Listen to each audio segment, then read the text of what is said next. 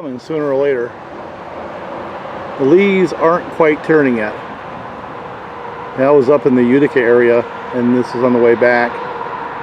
And actually a nice little entree because we're going back into doing the model railroading thing, and built a new layout. Maybe I'll put a little video up of the bones. Basically put up 3 tables, and one table's a little bit lower between the 2 halves of the layout because we're going to put like water there. It's going to be like a river or a lake or an ocean or something. And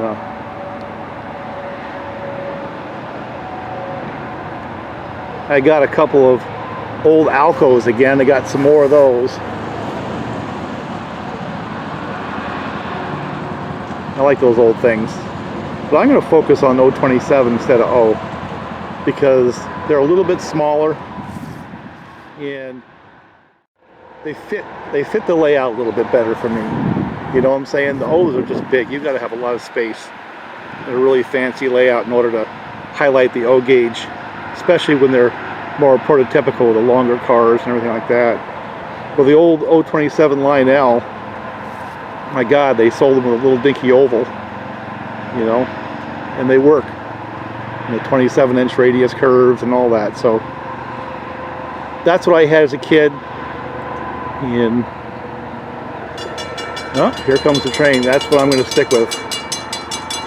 So here's the real deal right here.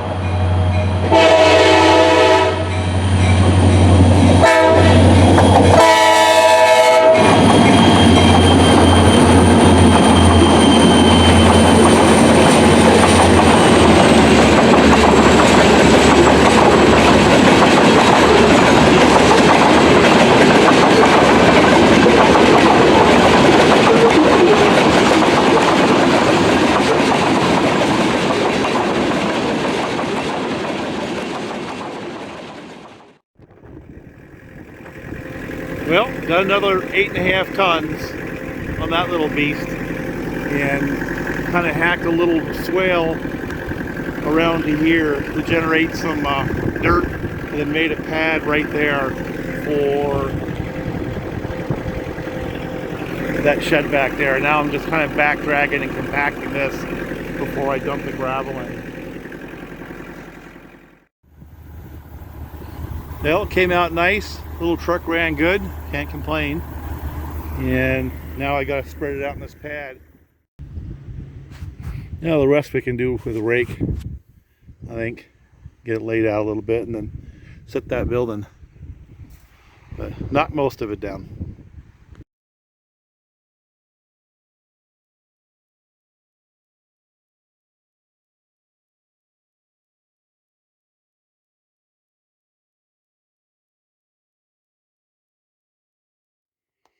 So we're building a whole new layout for this winter time, and basically another table over here. So we'll start from here and go all the way around, come around here, go back, and we're building a drop section over there so it can be the ocean. So this room now is going to be a dedicated train room. Just roughing it out now. We'll see how it all fits together a little bit later. But figure I'd get us some snapshots of where we are now, and then when we're all done, you can see how things changed. So we're going to have storage in that room. The stuff we want to play with on those shelves, that'll be out. And somewhere around here we got to come up with a workbench, maybe in that room, with a light to do little repairs.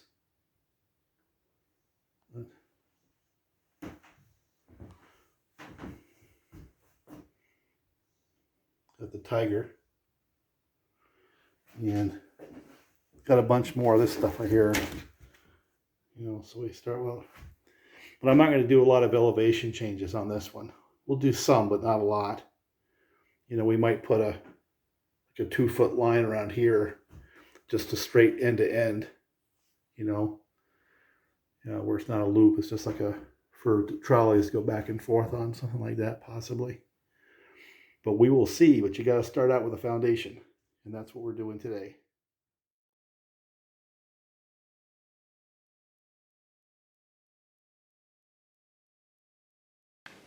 Kind of a channel update, you know, focused on the outboards and the trains, the prototype trains, the local railroad and the CSX up in Syracuse.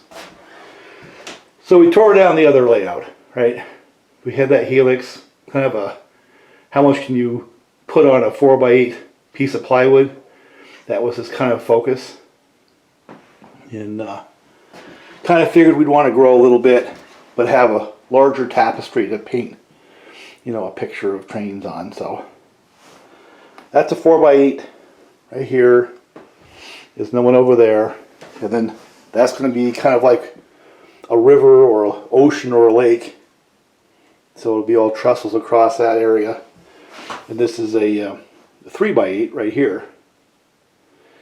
Have no idea yet what we're going to do for an actual layout on the track. That has not been decided.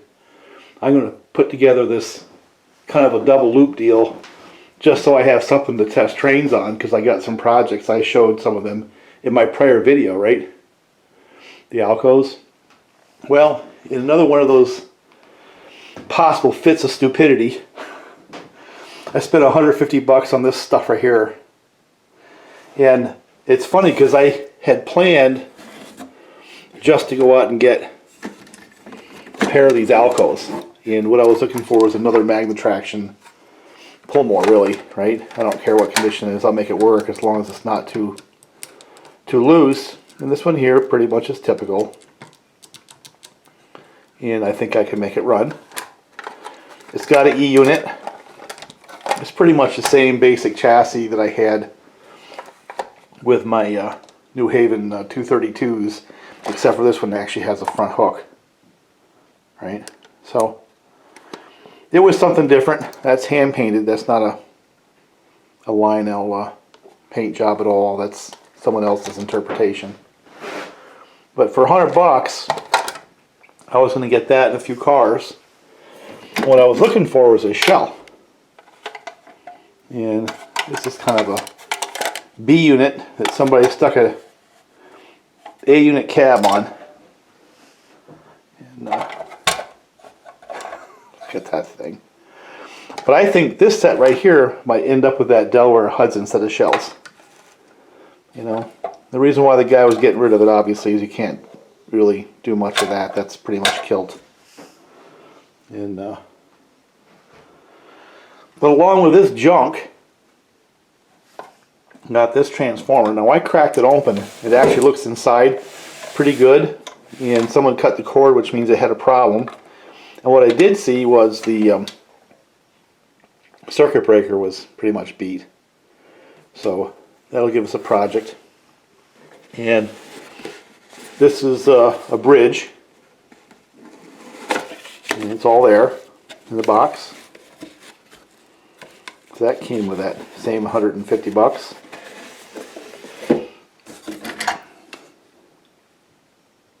Missing the cars. So basically this guy just got rid of all his junk, is what it boils down to, and I was a sucker enough to buy it.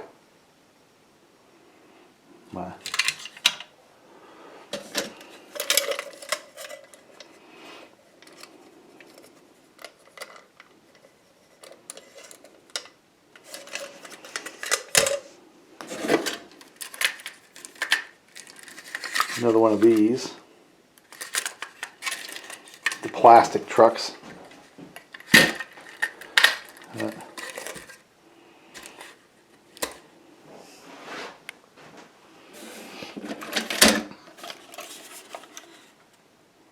A lighted caboose.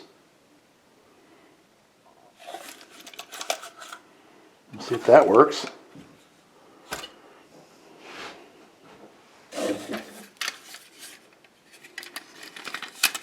Little cattle car.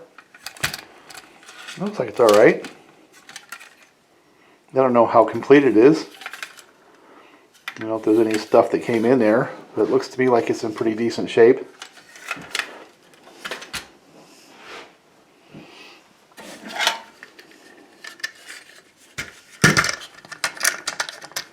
Pretty much all plastic.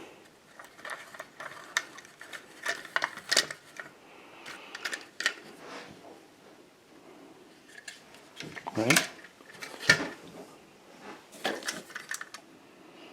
Now I don't know what vintage this is. It's got to be 40s. You know, it's got the newer style hooks, but it's steel. So I don't know what was on there originally. It looked like it had something else. So I don't know much about that car. Don't know much about it, and don't know if it has any place on the layout, but we'll see. Another one of these. This one's actually pretty nice. Got the metal trucks. Got that heavy weight in the middle. Steel bottom. So that's a good car right there.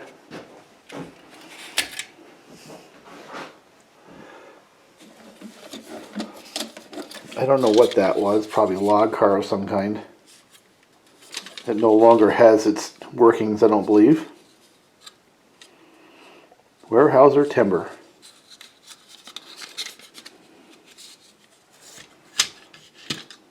Oh, it does. Look at that. So it does. So we got a log car that works in that pile of junk. Still going. The Wheaties box.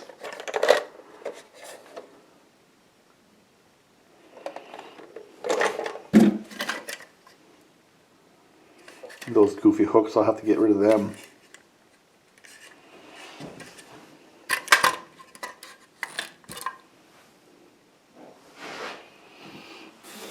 Couple flat cars. Missing all their stuff. Obviously had something attached. I don't know what it was, but something was attached. I'll have to research that. A C&O 9157.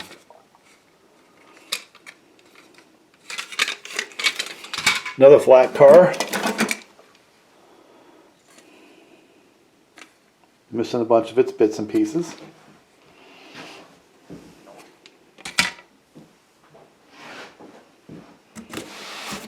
And there's more. That got hacked up.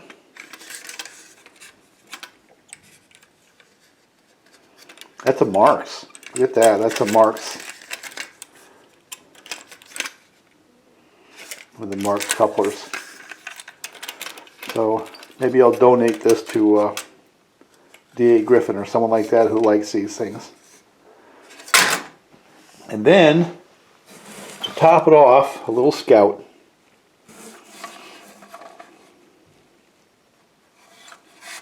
Gonna have to do something about that coupler. I see it goes with this one over here.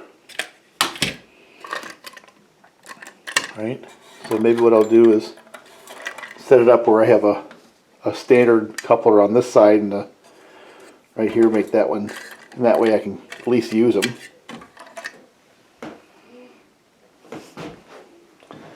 And last but not least, a Scout itself. God only knows if it runs. They're pretty bulletproof.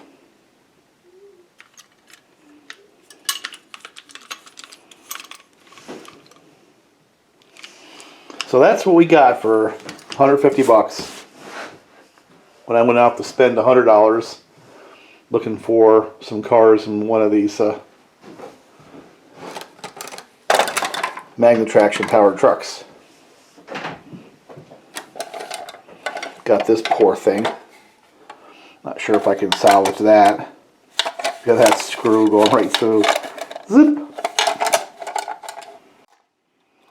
So I have this A undercarriage laying around, so this poor unfortunate beast can at least rest on a platform it's designed for, and then maybe I can cut a,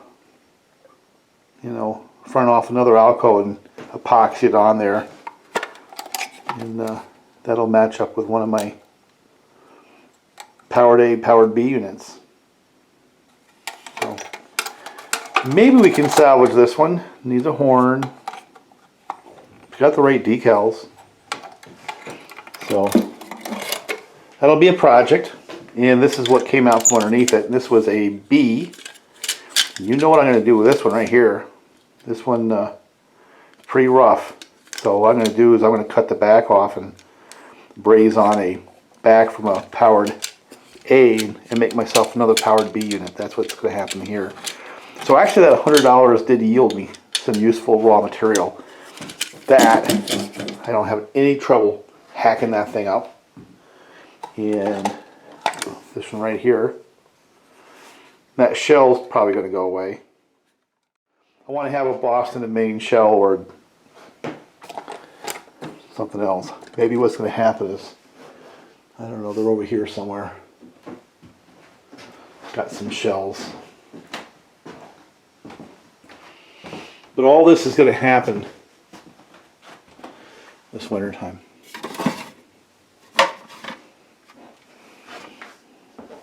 Check these out.